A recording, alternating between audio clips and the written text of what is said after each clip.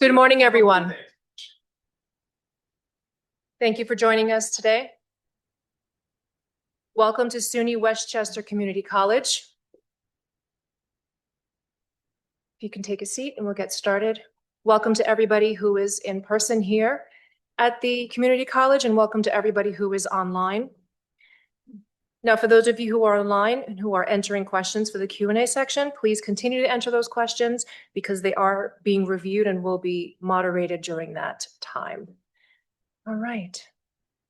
Again, thank you so much and welcome to the conversation this morning on Workforce Pell, brought to you by Continuing Education Association of New York and the New York Association for Training and Employment of Professionals.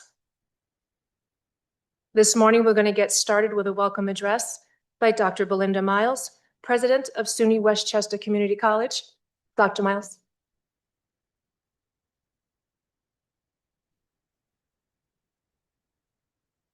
I tried to time that just right, but I didn't quite get there. Thank you so much, Cynthia. Good morning. Good morning. Good morning, everyone. How are you? Welcome to Valhalla. I wish I could say sunny Valhalla, but we're still waiting. I think it's coming next week. And we're delighted to have you here as our guest today.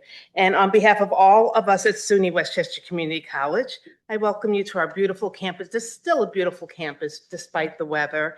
And we're excited to convene this very important conversation around Workforce Pell, what we've been waiting for and working for so long. Now the devil's in the details. It represents so much for our students, our communities, and the economy. Workforce Pell is at its core about expanding access, which you all know is core to the community college mission, the open door. And it's opening the door to adult learners, working parents, for career changers, for historically excluded populations. And I think it's in some ways the antidote to the dream deferred for so many. And what a time to think about what the possibilities are, to be able to say that there's still time and that now is the right time. So let's get on with it. There's so many that have the talent and determination to succeed, but often lack the financial flexibility to step away from their employment or their other obligations for a traditional academic pathway. And so for many of these individuals, short-term, high-quality training, it's not a stepping stone, it is the pathway. And we've got to get them on that pathway, and Workforce Pell helps us to do just that. Community colleges have long been at the forefront of this work. We already deliver employer-aligned, industry-responsive programs that prepare students for in-demand careers in healthcare, advanced manufacturing, information technology, and more. These programs are developed in close partnership with employers and workforce leaders, and they are nimble, practical, and outcomes-driven. How often have we used those terms, right? So, Workforce Pell allows us to scale what we know works to reach more students more quickly and more equitably, so critically important. So we strongly support the promise of Workforce Pell, even if we don't have all of the details perfectly in place. We're hardy people and we can see an idea, and once we grab that tiger by its tail, we're going to hold on to it until we get all that stuff right. I know you're working on those details and waiting for more information. Colleges need clear federal and state guidance, streamlined timelines, and implementation models that recognize the realities of serving adult learners. It's just not a cookie cutter approach. It's not welcome out of high school, congratulations for getting your diploma. Like I said, sometimes that dream has been deferred, and that's been a winding path to get them at our doorstep. And so we need to now be the nimble institution that can adapt to the learners that present themselves at our portal. I keep having the notion of a one-door concept. What Westchester Community College, you can enter the institution from any one of our 5 extension centers throughout the county. It's a big county. And so we have sites, the branding gets a little wonky for students. Are you in Yonkers? Are you in Peekskill? Is it Valhalla? There's a main campus. Where's the front door? So we really need a front door approach that says, whichever door you come in, we're ready for you and we can manage care for you. Think about the healthcare industry, right? We all go into these facilities, get all your information. So why can't we do that for our students in our workforce experiences in higher education? I just gave away a great grant idea. We're busy working on it. So so at the college level, this work certainly requires alignment across our divisions and departments. Now, we've been working on silo busting for just decades, right? Do we know what's happening on that across the hall or down the road, or this grant comes in and we're doing sometimes duplicate work? We can't afford to do that. Time is of the essence.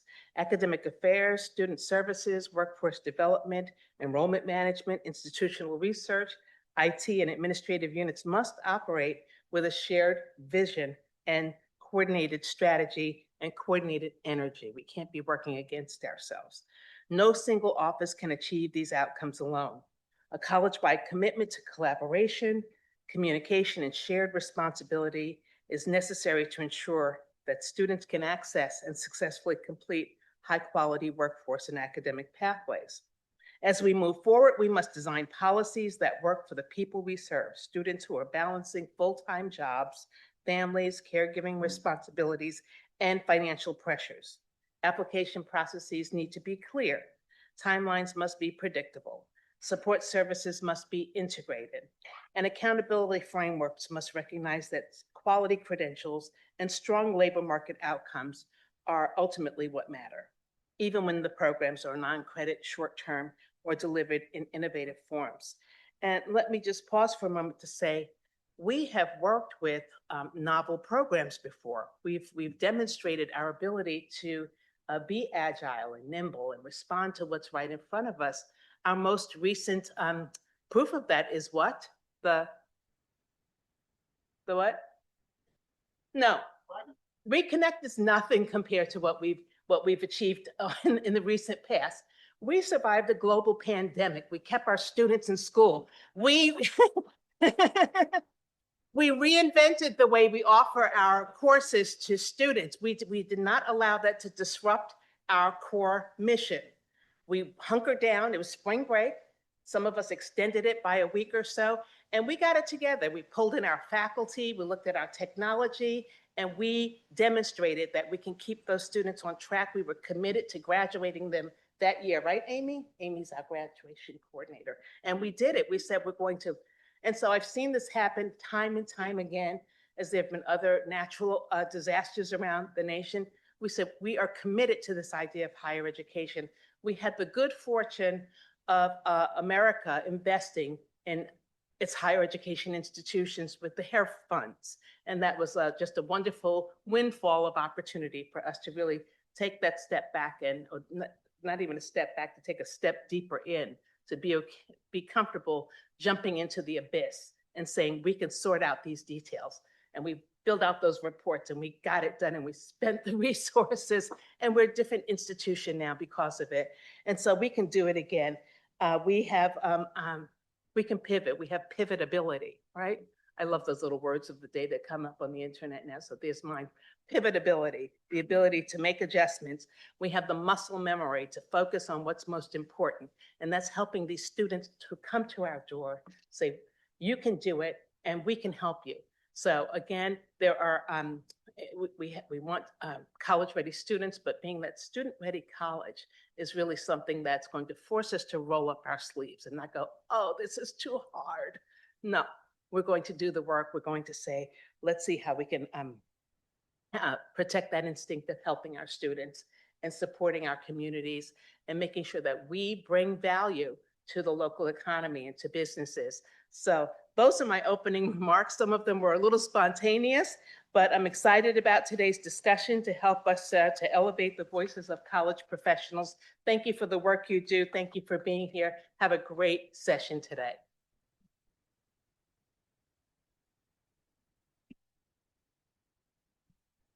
Thank you very much, Dr. Miles. Continuing the conversation on Workforce Pell and what's bringing to New York, the Workforce Pell overview, we will ask Ms. Caroline Trisetta to please join us. Good morning. Caroline is a senior. Caroline is a senior government affairs manager with the National Skills Association. Thank you so much. Hello, good morning, New York. So great to be here. My name is Caroline Trushita. I'm a senior government affairs manager at National Skills Coalition. I actually grew up not too far from here in Danbury, Connecticut, Ridgefield, Connecticut. So it's great to be back in such a special part of the country. So workforce Pell implementation is really exciting because at National Skills Coalition, we have been advocating for this program for about, I don't know, 10 years now. And I have been working on Workforce Pell since maybe 2021. So it's great to go from advocacy to implementation. I'm just going to, let's see. How do I advance? Thank you.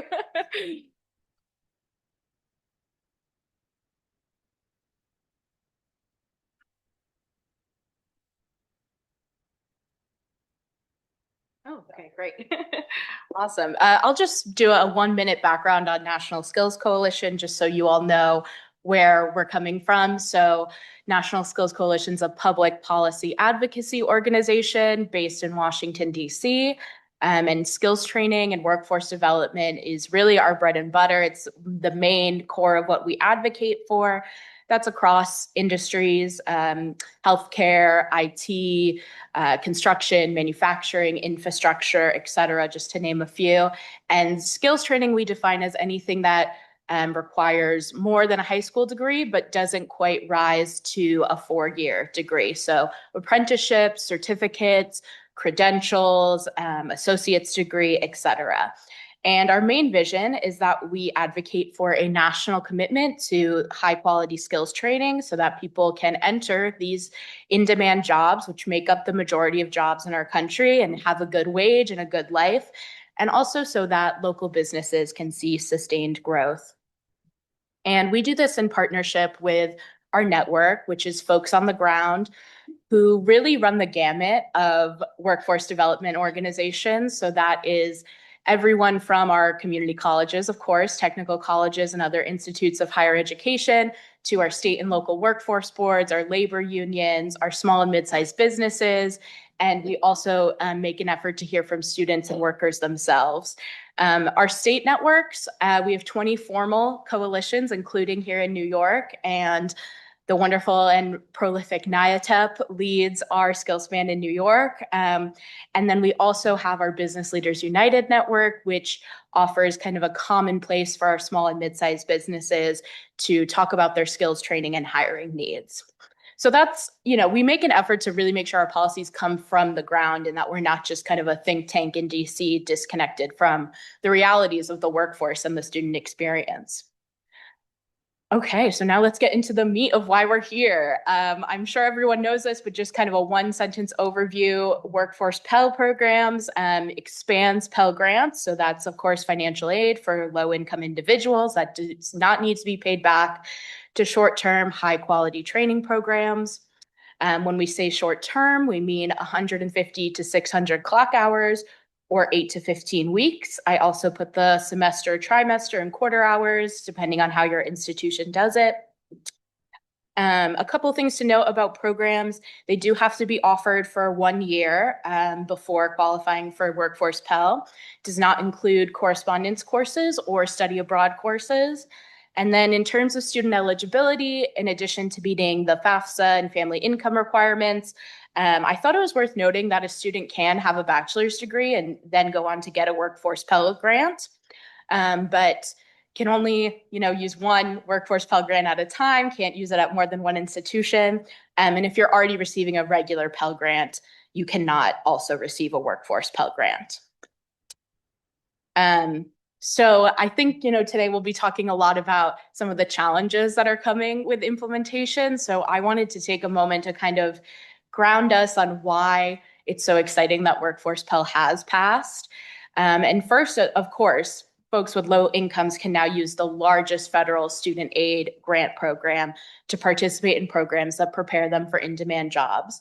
And I'm sure you all see this with your students, but everyone who receives a Pell Grant has a unique situation. But just a couple of examples, these can be folks who maybe were laid off and want to quickly re-enter the workforce. These can be folks who just graduated high school and now they kind of know that a 4-year degree isn't the right path for them and they're looking to get into a good career pathway.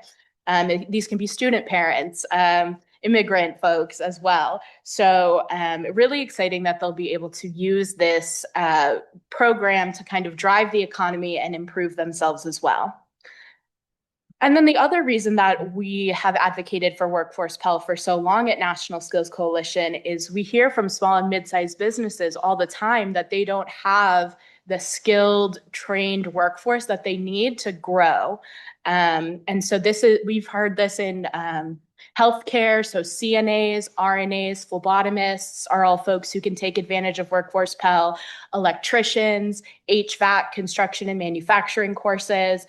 Are all kind of roles that we are hoping can kind of fill this skills gap. And it helps employers hire with confidence because, as you'll see, there are a lot of quality eligibility requirements that are going to help businesses know that, okay, this person has gotten some good training and I can hire with confidence. So in my role at National Skills Coalition, I work primarily on the federal side, the government affairs side. So I just kind of wanted to go over what's happening with the Department of Education. So Workforce Pell passed as a part of HR 1 last summer, One Big Beautiful Bill Act. I note that because it was a partisan bill, so it was Republican only support. And, initially National Skills Coalition, we advocated for a bipartisan bill that was a little different than what we ultimately saw pass, but we'll take what we can get. And it's also an interesting context because that bill, as you all might know, had a lot of detriments to working people in terms of SNAP requirements, Medicaid requirements. So there was a lot of, tough spots in there for our students, but one bright spot was that Workforce Pell passed as a part of it. And so what happens after it passed Congress is it moves to the Department of Education at the federal level to create the rules that states will use to implement Workforce Pell. And Department of Education has a pretty unique process, the negotiated rulemaking process, where they select about a dozen stakeholders from the community to create the negotiated rules. So in December, in the AHEAD committee, it was called, we saw folks from 4-year institutions, 2-year institutions, state and local workforce boards, for-profit institutions, taxpayers, those were a few of the groups who kind of negotiated these rules. And importantly, they did reach consensus at the end of the negotiation period, which is important because if they had not reached consensus, then the Department of Education has jurisdiction to kind of write whatever rules they want. But since they reached consensus, we can expect that the rules that they came to agreement in are probably what the final rules will look like. So they wrapped up those sessions at the Department of Education. They send it over to the executive office, like the White House branch, Office of Management and Budget, and then they will be released. And excitingly, I think they were released today. I haven't had a chance to look at them yet. But so now that they're released, that triggers the 30-day public comment period. National Skills will be responding to the public comment period, and you all are more than welcome to use our comments, copy paste, use them as a template, as well as, please feel free to bring to us anything that you think is really important for us to raise in the public comment period, which is really just an opportunity for institutions or other stakeholders to kind of raise challenges, questions, queries, things that they might want the Department of Education to consider changing before we get to the final rule process. And so, as I mentioned, the rules are out today, which is great, but we did have an idea of where they would be already because they reached consensus. So just wanted to review quickly kind of the main messages that National Skills Coalition will have in our public comments. So the first one is we are really hoping the Department of Education sees this as a catalyst for greater workforce and education system alignment and improvement. I think already in implementation, we're starting to see some tension between these two systems. And so encouraging the department to kind of build on this, continue to prioritize workforce and education, continue to kind of use the momentum of Workforce Pell to move forward on some other education and workforce programs. The next one is data modernization. There's a lot of data that needs to be collected in order to make sure that Workforce Pell programs are eligible. And across the country, it really varies on how institutions of higher education are collecting data. I think one challenge in particular is getting some of those job placement metrics as well as the wage metrics. And so we're encouraging the administration to support data modernization through federal funding, prioritization and grants, technical assistance, uplifting strong examples. And we've already seen a little bit of this. The administration released strengthening community college grants, about $65 million, I believe. And that was meant to go towards data modernization to support Workforce Pell implementation. And then finally, something that gave us a bit of pause in the rulemaking was the continued education metric. Ultimately, the rulemakers, after going back and forth, ruled that if a student, after finishing a Workforce Pell program, does not enter the workforce and rather chooses to continue their education pathway, that would actually count against the program, which is a little counterintuitive because we know Workforce Pell can kind of be the first step on an education journey. And sure, yes, maybe, they're meant to get into the workforce, but we want to encourage folks after they finish their Workforce Pell program to stack another credential on top of it or enter into their associate's degree. So that's one area where we'll be pushing back and asking the Department of Education to reconsider or add some flexibility. Okay, so now we're going to get in just the challenges that we're kind of seeing across the country in states and institutions. The first is capacity. I know that you all are very busy people running your community and technical colleges and your institutes of higher ed. And so you might be thinking, is Workforce Pell even worth it for me to have the time to kind of get these programs up and running? So that's one challenge that we are seeing. I put a couple of examples of where institutes of higher ed might be pulled into the governor's process to provide some input. So the process for program review and bilateral agreements across states as well. So if you have a program that's offered in both New York and New Jersey or New York and Connecticut, how those bilateral agreements across states will work. The next is data collection, which I spoke a bit about, but I just wanted to get a little bit more specific. So we have the 70% completion rate and the 70% job placement rate. There is an on-ramp to meet these. So for the first couple of years of the program, it is 70% job placement in any job. And then after a couple of years, it's job placement in a high skill, high wage, or in-demand occupation. And that might cause some issues because how are we defining high skill, high wage, and in demand? Are we using Perkins CTE definitions? Are we using WIOA definitions? Is there already an existing list of in-demand occupations that the state uses?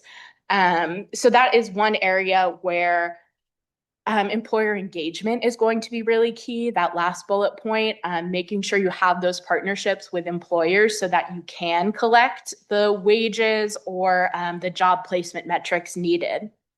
And then something else to note under program eligibility, you can partner with an ineligible institution. So a program or a training provider that maybe isn't Title IV eligible, but you can only partner with them to offer 25% of the curriculum. So one specific example where we're maybe seeing this happen is with CDL driving instructor courses. Oftentimes, maybe that training won't be offered in-house, it'll be offered at a business. And so this is a really great quality program, but maybe more than 25% of it is offered at the business. So that would be ineligible. So that's another place where maybe working with the governor's office to add some flexibility is key. And then the final one here is ongoing assessment. So once the program is approved, the Department of Education will do some ongoing assessment to make sure it's continued to be approved. And that is through calculating the value added earnings metric. The value added earnings metric is the median income of a cohort of students minus 150% of the federal poverty line. And so while that is on the Department of Ed to calculate, I would imagine that, states and institutions are probably going to want to know the VAE just to make sure that their programs are going to continue to qualify. So again, getting those wage metrics and outcome metrics is a little bit of a challenge that we've seen. I also wanted to do a quick note on timeline. You all probably know, programs can start July 1st of this year, but the way National Skills Coalition is thinking about it is that it will be, a multi-year process. We're encouraging folks, if you have a program that fits really squarely into the eligibility on July 1st, great. Get those programs up and running. If there's, maybe some programs that you're like, oh, I'm not sure if they'll fit, maybe wait a couple of years, get the good programs going and then come back. And be sure to share the state feedback or problems that are coming up with your state, with your governor's office or with us so that we can kind of elevate it to the Department of Ed because it will be an iterative process. One more note I wanted to share. So I work primarily with Congress, and something that's come up is this Pell Grant shortfall, which is a projected funding shortfall for the Pell Grant program by 2028. And I think we are kind of expecting Congress to maybe use Workforce Pell as a little bit of a scapegoat or a villain for this shortfall. But really, we know it's because of that FAFSA simplification process that happened in 2020, which really expanded eligibility for Pell grants.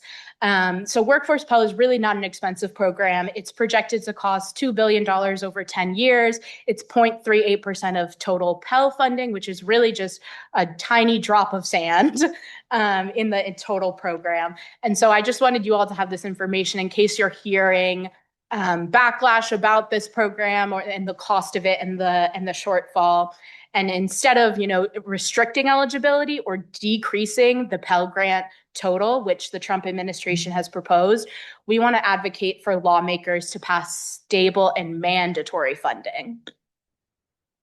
And of course, we know that Workforce Pell will not solve all of the problems in our workforce and education system. It's not going to, magically make education extremely accessible for everyone. And so National Skills Coalition will continue to engage in complementary advocacy to make sure that Workforce Pell really sings. And so that looks like, creating supportive services, childcare, transportation, all of that great stuff. We'll also be pushing for industry partnership legislation and the College Transparency Act, which is a federal data funding bill as well. So just noting that, we know that Workforce Pell doesn't exist in a box. We know that to truly transform our education system is going to take a lot of advocacy.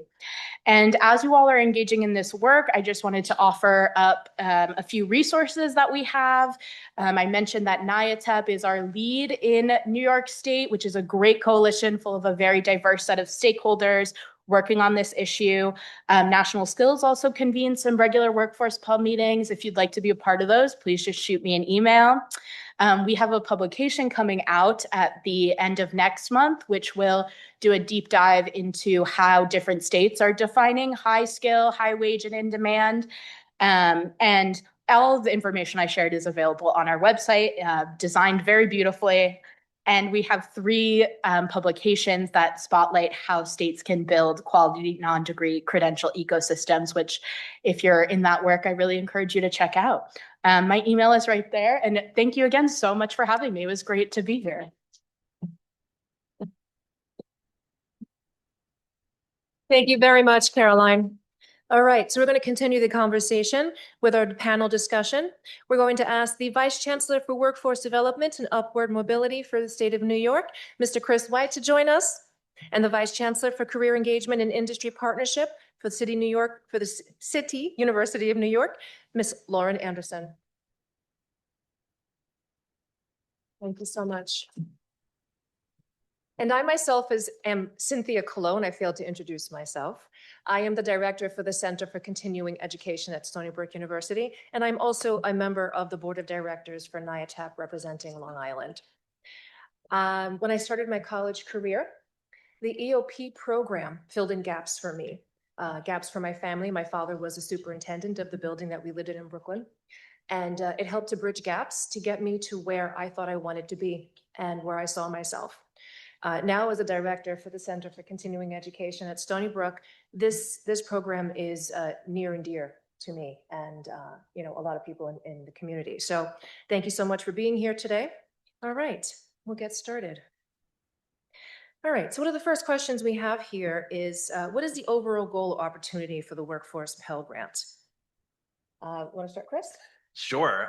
Good morning, everyone. Great to see a lot of familiar faces and friends in the room. And I know online there are a lot of folks who are listening. And also thank you to NIATEP, CEA-NY, Community College, Westchester, just incredible partners. And I think, we know a lot.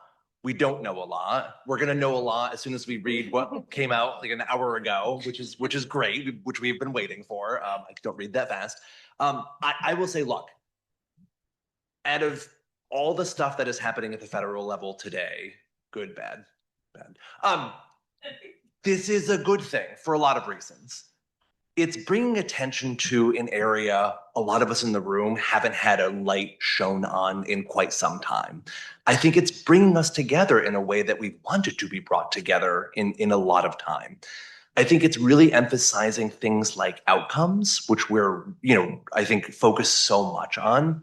It's building on a lot of the work that we have done in things like micro-credentials, in SUNY and CUNY Reconnect, which we're so excited about. We've seen just a tremendous shift at the community college level, right? We're bringing people into the higher education fold who've been on the sidelines and wanting to come into the party for such a long time.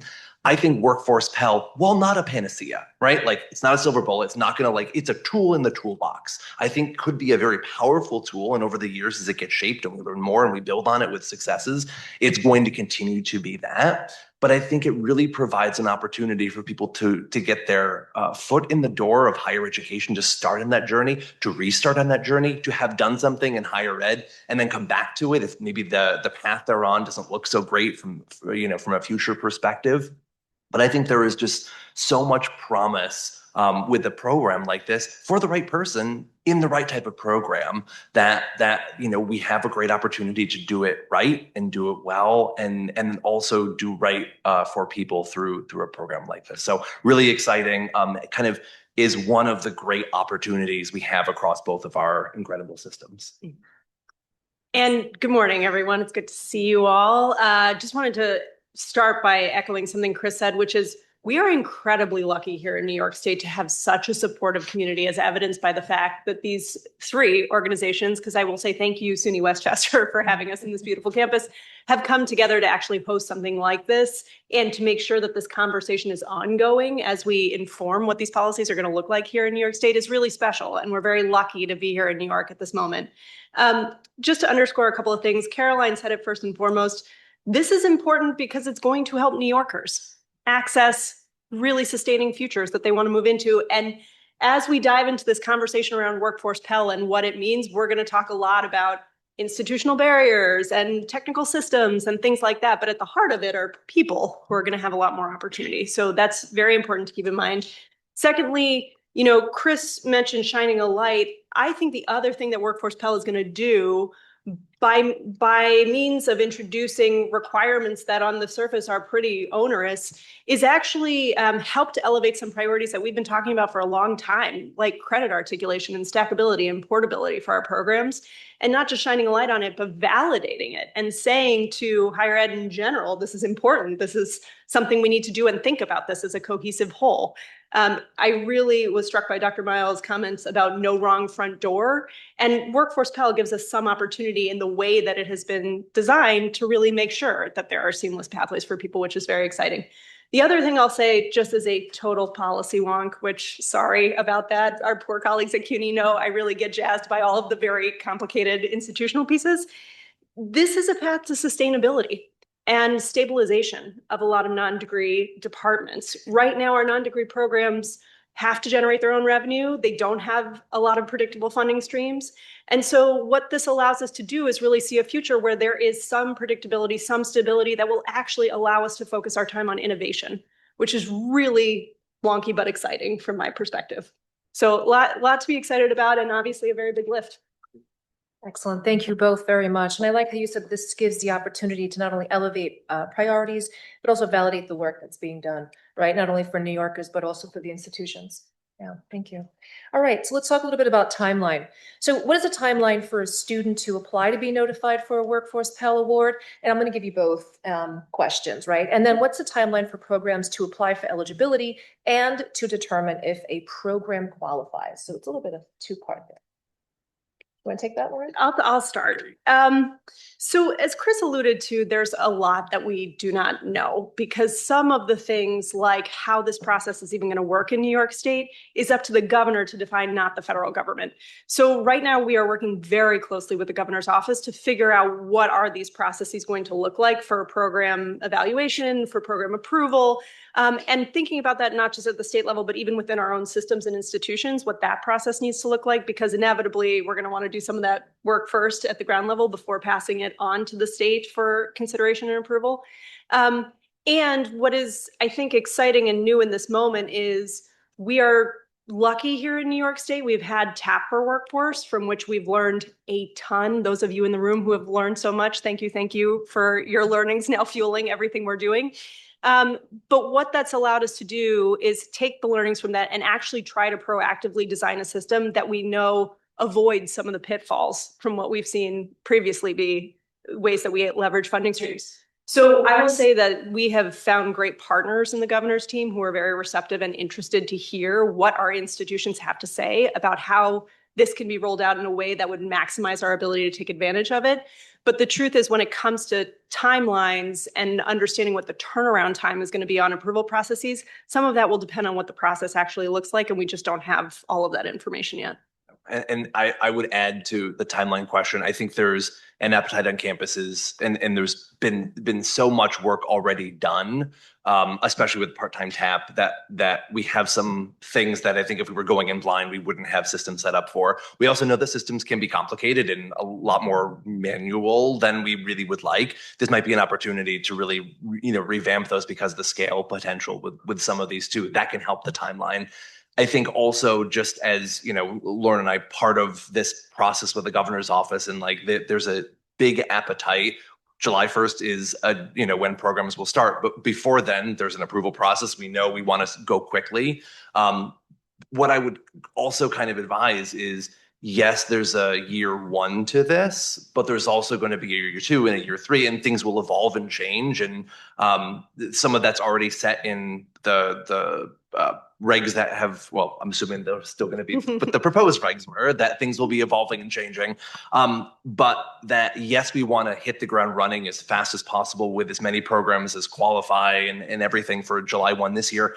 But we also have to focus on, the year deadline for next year's July 1 and make sure that more programs are going to be eligible, that we have processes for additional scaling. So I think the timeline will continue to shrink and evolve, but really in a good way. And I think as we, move through the process, we're going to hit barriers and learn a lot more to make the process more efficient. I would also say too, now is the time from each of the campuses out there. As you've seen barriers crop up, as you see barriers crop up, we want to know about them. The quicker you can elevate them, the more we can systematically across our systems really help kind of alleviate them as best as possible. And that's a huge goal of ours. Excellent. Right. Thank you very much. All right. So let's talk a little bit about, you said something about a big appetite, not only for participants, but for institutions to kick these programs off. So one question is, will there be guidance or resources provided for the schools to launch initial programs? Yeah, so the answer is yes. I think what that is going to look like, certainly knowing that the draft regs have come out now is quite helpful, because that's one of the biggest things we've been waiting for. And I'll speak to kind of what we've done on the SUNY side. So we have gone to campuses and say, look, here are the things we know, here are the parameters we're after. Give us what you think could qualify today, and also give us the kind of programs you think are on the maybe list, like on the edge. And so what we, as we'll hone that list, we're going to learn more. We're going to continue working together. I think what would be very helpful from a lot of our on the ground practitioners is some of the thing, and we have working groups where a lot of campuses are involved, so some of these have been elevated, but I think a question of like, what would be most helpful to you from a guidance and policy perspective? I think, there's a lot of stuff we have done because we've rolled out a lot of policies where I think we're decent at a lot of that, but some of the on the ground, who should be involved is going to look different on every campus, but there are going to be some like real important players at every single campus level who we know have to be at the table. That's some of the things we've already been working on. And I think the more we can be helpful in that process of encouraging campus leaders to bring together the right folks who really make the secret sauce, that's going to be a big priority. But the more we can be helpful, especially now that we know, I think, a lot more firm details, that's going to be something that we prioritize out to campuses. Yeah, and I will just add, you're going to hear us say it a lot. It is not the usual circumstance where you are handed a very big funding stream without a lot of parameters, where you have the opportunity to help write it and to pull out of folks whose experience is happening on the ground what this actually needs to look like. So in addition to providing guidance, what we've really been talking about as our adult and continuing ed deans at CUNY is not only what are our questions, but what do we wish the answer were, and how do we communicate that up the chain? So my hope really is that in all of this, we have consistent guidance that's actually been not just informed, but written by some of you in some cases, which I think will be very helpful. Because already what we're finding, just to underscore something Chris was saying, the people that we thought would be critical for this are maybe 10% of the people. We actually need so many more stakeholders on a campus to get involved, from folks in your computer information system who have to rethink the way that federal financial aid historically has been certified for semester-based programs, and now switch that around to not require the same kind of lead time, not require the same kind of periodicity or the same kind of systems. That involves a huge lift from your technical teams and from your computer information systems teams. So even things like that, we're realizing that there are so many more people who need to be at the table for this from a technical implementation perspective. And that just would not have been apparent without campuses raising their hands to say, I really need Fred at our campus to be in this. That kind of role is something that we should make a part of this conversation. I will also echo something that Dr. Miles said earlier, which was, given a lot of the major things that have rolled out to our systems in recent years, and especially at the community college level, Reconnect, we have a machine that is way more oiled in this type of process of like being nimble, being creative, solving problems very quickly, and then things have to shift and change, right, as things do.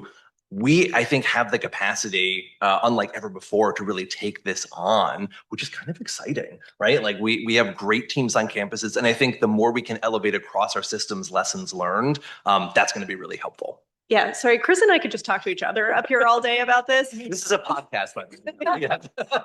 I will just add to that. In addition to everything that's come down the pike, we're working with some of the most nimble and flexible divisions at our campuses. So change certainly is a usual thing to them, which I think is going to be helpful for something that is so ambitious. Yeah. Excellent. Thank you very much. And another idea, Workforce Pell podcast. Let's get on that. Yeah. All right. So something that was said about information systems and bringing teams on board, I want to ask a question regarding that. So this really does bring to light the need for data collection, right? So I know some people cringe when you hear that. So, what is the thought behind or the responsibility platforms behind collecting employment information, data earnings, and the metrics that will be surrounding these programs? Sure. I'm first down on this one. Okay. Yeah. So this is another area where I think time will tell exactly what the details are, but some of the things we are considering is the current state of what we have. So many of our non-degree programs have for a long time been focused on labor market outcomes. Of our 220,000 enrollments at CUNY, 120,000 of those are in workforce programs. So it is the idea that we would follow along where a student goes is not new to us by any stretch of the imagination. Additionally, in New York State, we do have the good fortune of being able to tie our student records to wage records that the Department of Labor can provide to us. although it hasn't historically been practice for us to do that for our non-degree students because of the requirement that we collect Social Security numbers in order to do that.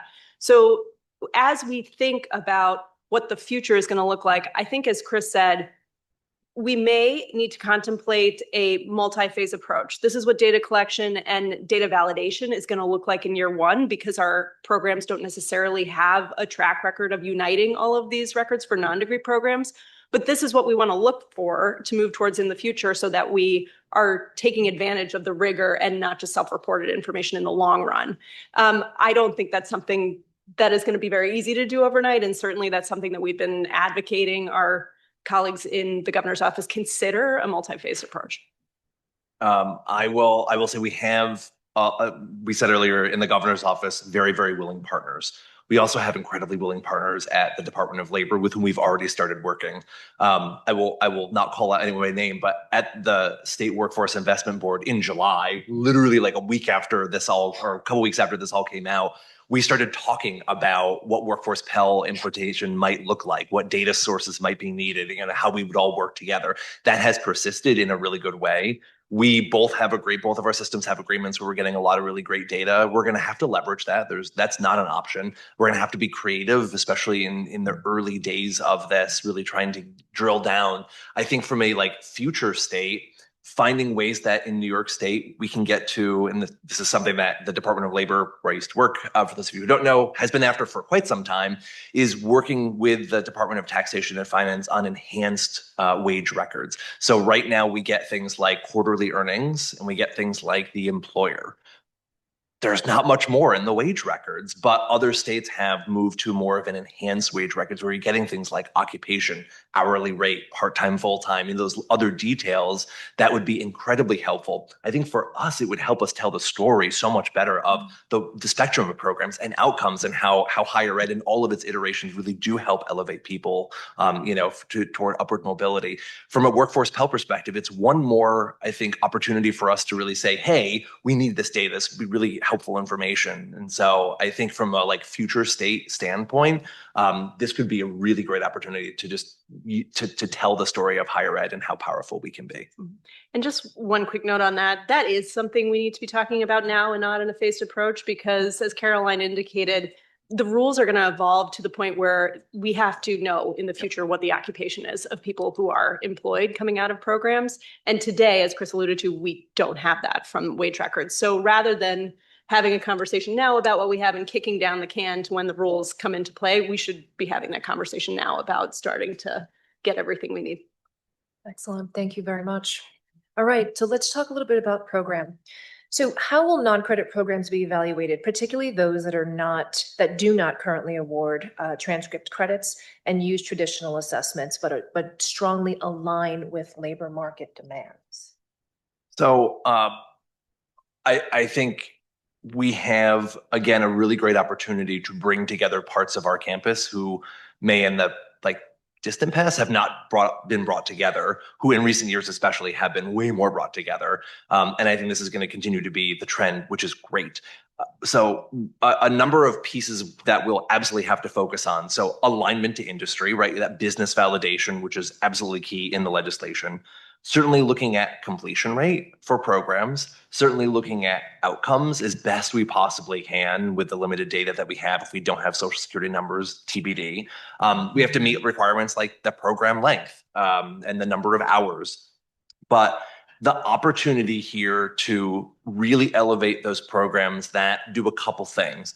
I think, and again, we have to see what the regulations actually say, but given some of the conversations that were happening as part of the negotiations, the focus on programs that are terminal, but then can also build into degree programs. They have to build into into credit-bearing credentials and stackable to a future degree, but also have some terminal nature. So I could end today and go do something in the workforce, but I can also stack into credit and also get, a degree down the road.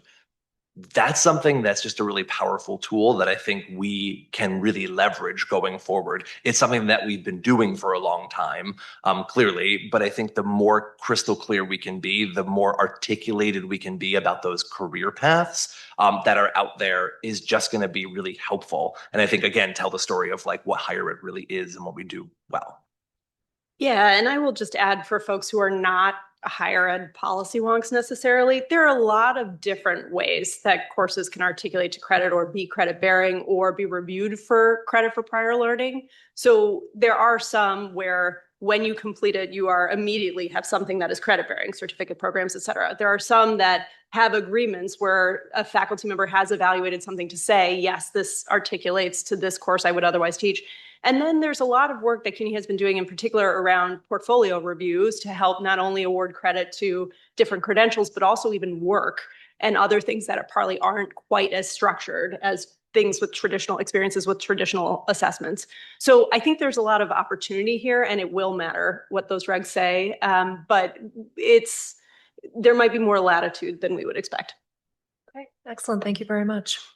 All right, so let's go into finance just a bit. So can you discuss or what the thought is behind a potential funding model and disbursement timeline for this program? And if there's any consideration with regard to cash flow challenges when it comes to possibly withdrawals or incompletes in these programs? Sure. So one thing is for certain, though a lot of the details are a little vague at the moment, this is not going to work in the same way that non-degree programs typically work today, where upfront there's a tuition or a fee for you to be able to join, or some funder is able to give a grant to be able to cover something such that the institution immediately has cash in hand to be able to support a program. The certification process for Pell or for TAP for Workforce, which we're very fortunate to have some experience with here, takes a longer time, requires more planning at the front end, requires students to fill out a FAFSA, and ultimately requires potentially different routing of funding once it comes in the door at your institution to get it back to non-degree. Though we don't know exactly how all those details will work, and frankly, some of it might look different for our different systems, what we do know is that there's an opportunity to think about creative solutions that would address the short-term problem of cash flow that Pell for Workforce is going to create. And I think this is an area where we are lucky in New York State to have so many amazing philanthropic partners, so many creative public partners who can help us think through what it looks like to have potentially upfront financing that will allow us to smooth over some of these cash flow issues, but ultimately recoup some of those costs in the long run. I think, as we were talking about just before this is a huge moment where we can use this as an opportunity for innovation in the way that we do financing of our non-degree programs. And I hope that we can be ambitious about what we might be able to achieve at this moment, even though there's a lot of other things going on. I would say another opportunity in this to hear from folks as you all are going out on your campus and working in teams, or if you're not on a campus and you're approaching campuses and hearing things, right? Like we want to hear what barriers there are. We want to hear what systems just this won't work with, or whatever those kind of like those things are in as real time as possible. I think the more and as quickly you can elevate those to us, we can come up with more system-wide solutions, because I guarantee you are not going to be the only person hearing this barrier, having this issue. And I know that we have, especially in certain sectors of our systems, encountered in different ways some of these problems that other sectors may not have yet encountered. And I think, again, about Reconnect, right, where we've hit just different approaches of how we're marketing to students, how we're talking about filling out the FAFSA and things like that in ways that we haven't had to do. I think this is a tremendous opportunity, especially serving a different type of student body than we have traditionally served, to really get the word out as early as possible, and as I think succinctly and clearly as possible, but as comprehensively as possible too, just because of the footprint of folks that we touch is just so massive. The clearer we can be and the less confusing we can be from the get-go, I think is going to be really, really helpful. Can we riff for one more minute on this FAFSA issue? So from TAP for Workforce, we know that it's different if you're a student who's contemplating a 2 or 4-year degree in terms of the amount of time it's worth investing on the front end to complete the entire FAFSA, go through it, and then be able to access funding for a longer period of time than it is to be a workforce student who might be going to a course that's 8 weeks long. And is it worth investing all of that time upfront to know how to do the FAFSA, to go through all that paperwork in order to get funding for a very short-term course? That is something that we've heard directly from students. And it is something that we are all going to have to be aware of, is what is the component around advising and helping students understand the value of taking advantage of these streams. we are really lucky in that both of our institutions, thanks to maybe not the easiest rollout of the new FAFSA form, have had a lot of experience building out structures that can help students understand FAFSA. Granted, that has been pointed at a more traditional audience for degree-seeking students and frankly, those that are coming out of high school. But for instance, CUNY launched an initiative called FAST, Financial Aid Support Team, I think is what FAST stands for. It's a good higher ed acronym. Yep. And they reached over 100,000 students, unique individual students, and got them to complete the FAFSA. We have structures to build on this. They just have never been pointed in this direction of non-degree students. So I think it's an opportunity for us to think about the expertise we have in our own institutions to really make sure students understand the value.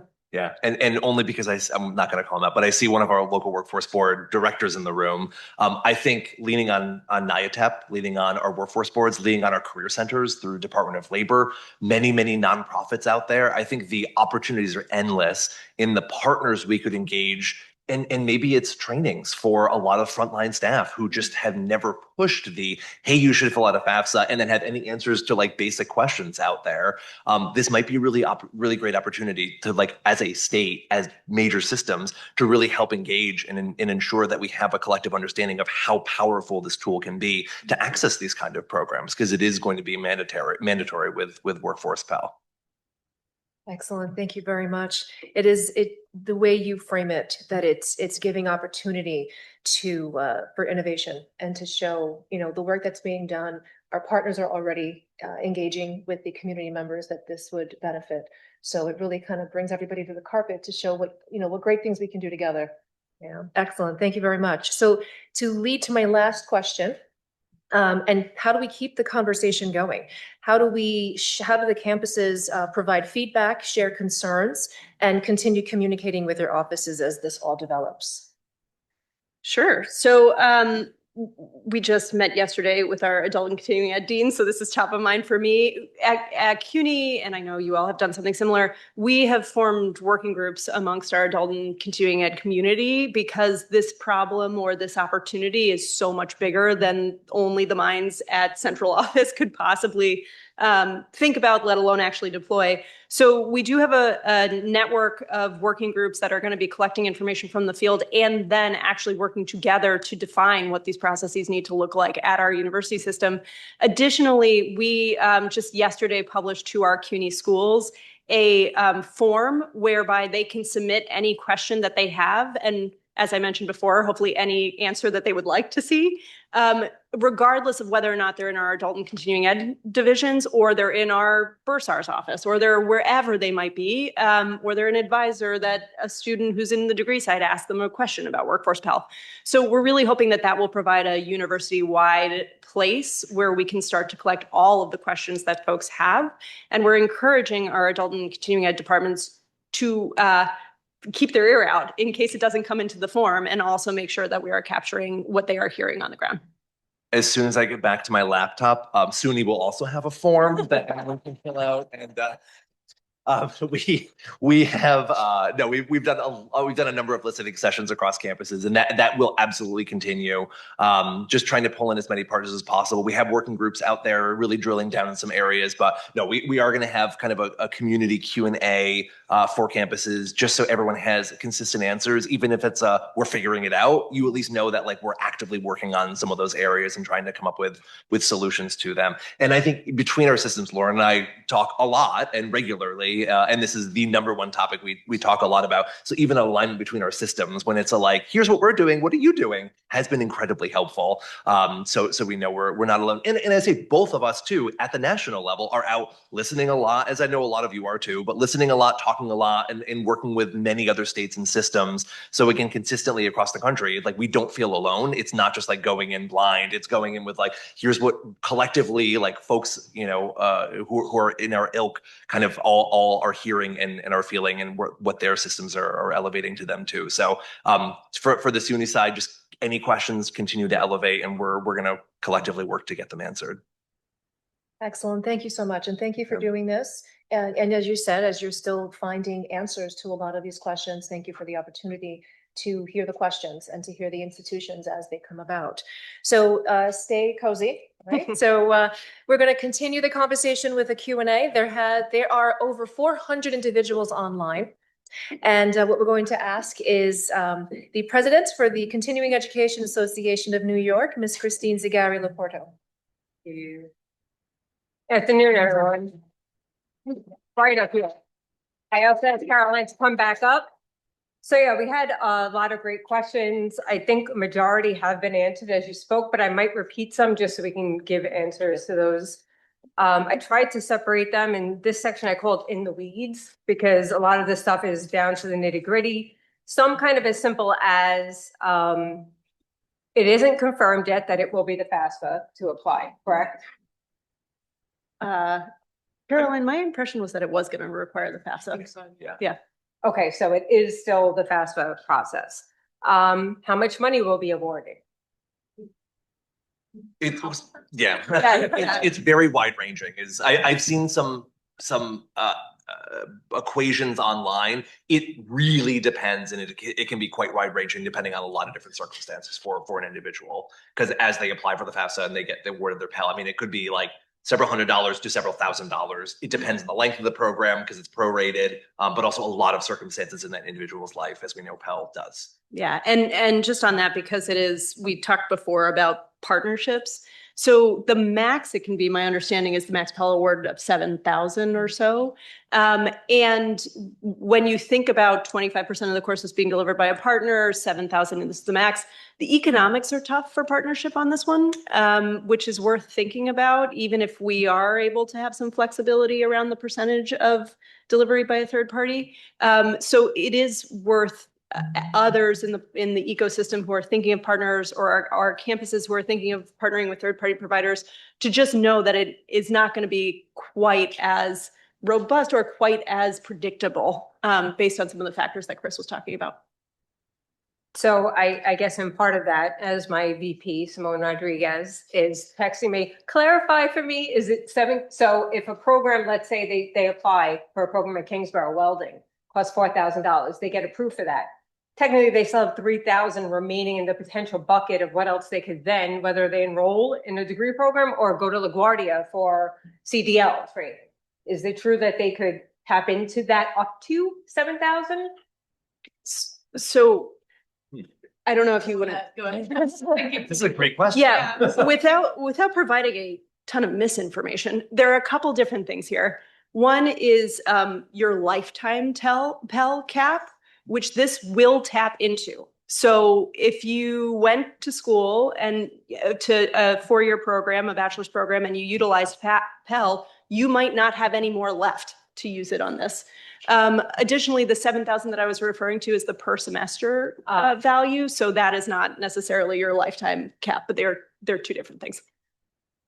Okay, but that actually brings me, so will schools be notified for if a student has used all their Pell? So this is the reason that students need to fill out the FAFSA and verify what they have. So we won't and- find out though until it goes through. So a student might know that they did, but is still trying to, or thinks they might have, and they're going through all this and it still might not be. Okay. Correct, which is why, one of the things that our non-degree programs pride themselves on is being so nimble, like a week before a course, you can register, the day before you can walk in our door. That's not going to be possible with Pell for Workforce. Yeah, we realized that with TAP for Workforce. Yeah. We had a lot of people want to sign up for EMT, which was TAP for Workforce eligible. But we had to make them go through the process and apply for the next. And sometimes they can't because they are working. They have, our students. So we're going to take in questions from the floor soon. I just want to get some answers for the ones that came in on Zoom. Do you believe that the governor's office and SUNY and CUNY will provide individual campuses point people to assist with communications and compliance?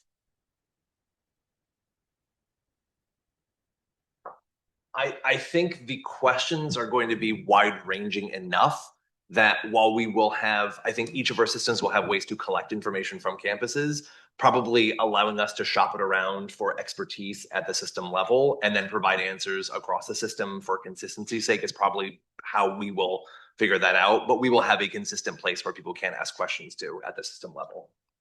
Great. How do you envision Workforce Pell interacting with federal WIOA classroom training funding, which currently funds some workforce development and degree programs? How will it interact? They're asking, I actually got that question a couple of times, if you feel like there's going to be any interaction with the WIOA funds and Pell. I hope so. I think there is an opportunity for braiding those funding streams. I think we all know that WIOA funding is not robust. It does not cover all of the training needs of New York, I'm sure, and nevertheless the entire country. So I think there is opportunity to braid. I think it is allowed and maybe even encouraged between Department of Labor at the federal level and Department of Education at the federal level. Yeah. With WIOA, the requirement is that it's a last dollar, right? So like Pell has to be explored first. So my question is it now going to be mandatory that students fill out a FAFSA and complete and apply for Pell to find out if they are approved for Pell for workforce before applying for WIOA dollars? That is going to be a very lengthy process because applying for WIOA dollars is also a lengthy process. So my understanding, I was previously at a career center under WIOA, is that you have to apply, like you have to use that funding before you can apply for WIOA. But isn't that if that's a credit program? Well, that's my question, is it going to apply for this because now there is workforce Pell available, which Right, wasn't. because then you've got workforce and workforce next to each other. Correct. So that would change. Are you going to have to, Yeah.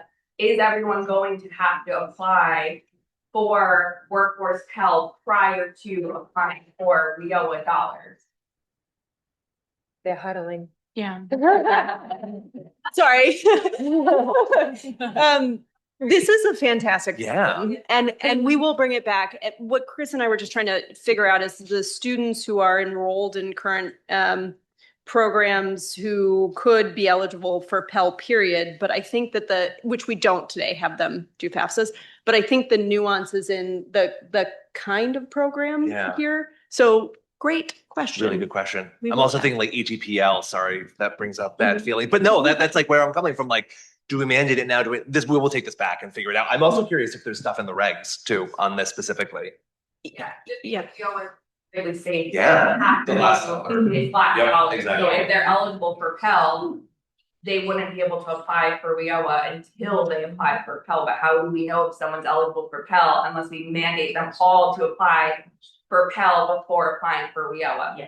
And if it's both non-credit, that's different than before. And so I get that WIOA comes in at the end if everything else has been exhausted, right, from Pell. But if you've got two non-credit things funding sitting side by side, that's gonna change it. And that's going to affect how you grade it and when. But this is why we bring smart people together to bring things Yes, seriously. Exactly. Granted, it just came out and I did not read it while you were talking because I would never do that. But I do think that there is something in the clarified regs that just came out about braiding. And so we should maybe all take a look to see if it's in there. Okay, so a lot of the similar questions, what we answered, I know we touched upon what offices, and I know we spoke about it yesterday at our ACE meeting. You know, which offices do you think need to start getting in on these conversations at the college level? Obviously, financial aid is number one. I think you mentioned the IT, obviously. Are there other offices that people aren't thinking of that need to get in on these conversations?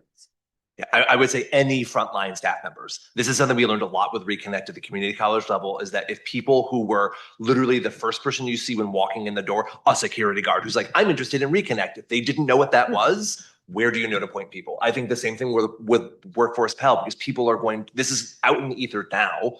The more people talk about it, the more we all collectively talk about it, people will hear about it from the friend, the cousin, the uncle, right? So we have to make sure that all frontline staff are absolutely at least baseline aware that this is happening on our campuses, even if we don't have all the answers yet. A lot of questions on what kind of documentations. And I know that it's still not, decided yet. Employment verification kept coming up, like, Yep. how do we prove employment? So we know that we're going to be gathering socials so that we can connect them. I know we all use different versions, whether it's a pay stub or employment attestation, but these are the things that are being discuss now, right? Okay, so there are a bunch of other like mixed questions, but I do want time for questions for people that are here. There is a mic someplace, I think, but oh, there we go. Okay.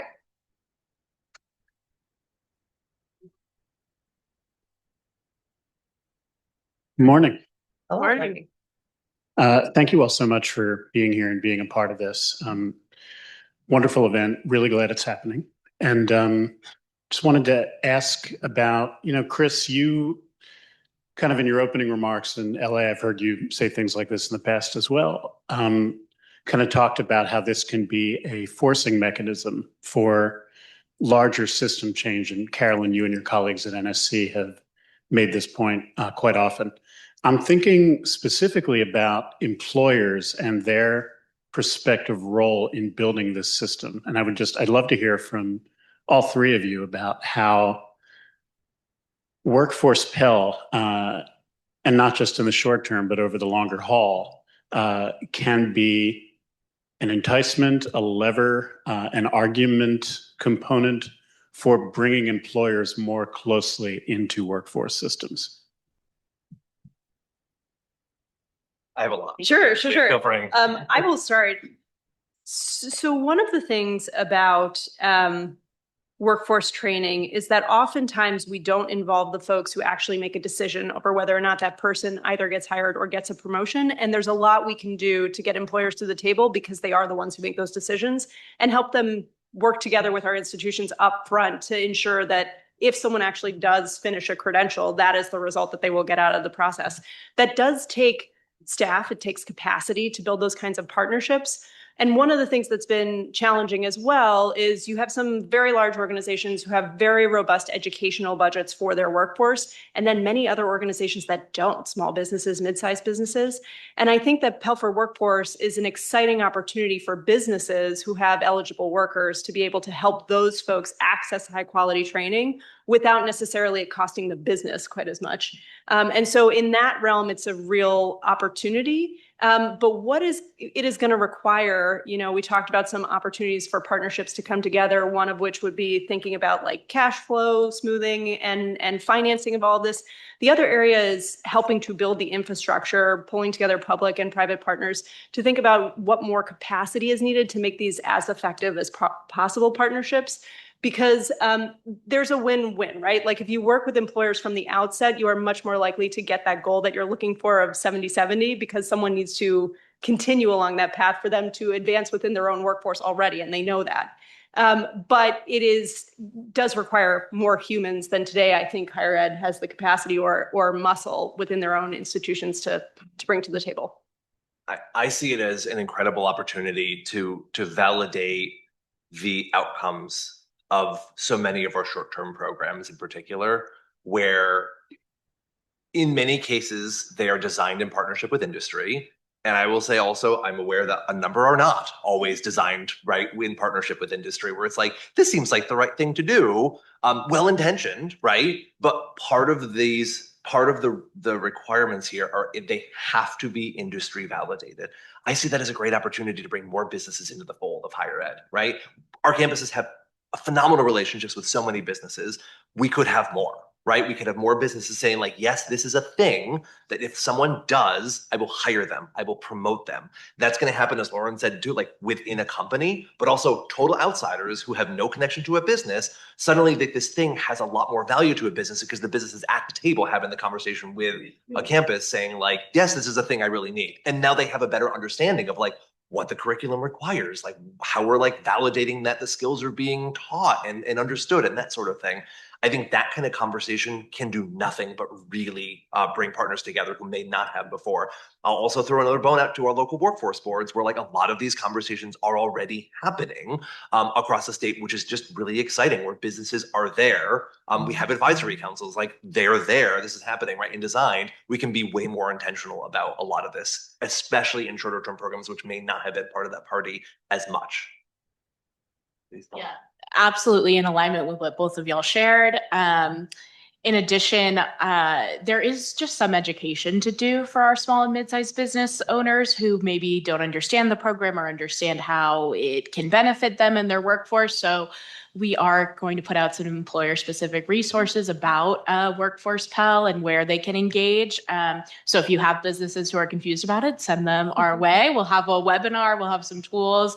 And as my panelists said, really just hoping that this can be a catalyst for broader systems change. There is no dedicated federal funding for industry partnerships in WIOA or elsewhere. And so oftentimes you see folks who are strapped for capacity who don't have time to do these industry partnerships, or they fall by the wayside because they're very relationship based. So at the same time, advocating for those partnerships at a federal level. There was no. Chris, you knew I had grabbed this, right? Okay. So my page is like full of stuff. So that was really helpful. Thank you for WIOA question, because that was burning behind you from over here. So thank you for that. Yep. Feeling close to you right now. So some of our micro-credentials have a combination of credit and non-credit components within them. So are we talking about Pell and Workforce Pell cannot happen in the same academic year, semester? Because when would they take these courses and